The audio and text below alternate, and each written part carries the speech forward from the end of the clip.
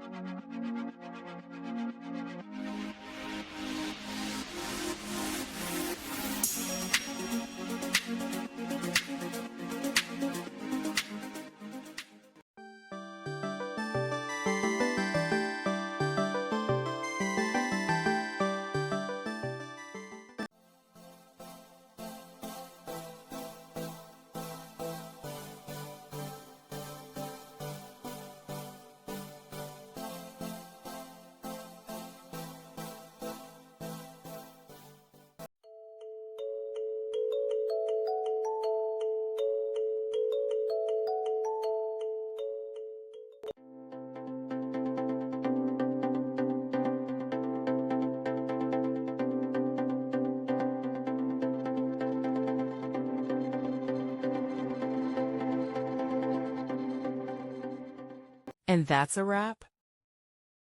I hope you found the answer you were looking for. If you did, take a second to hit that subscribe button. It really helps out. And let me know in the comments which solution worked best for you. See you next time in the debug zone.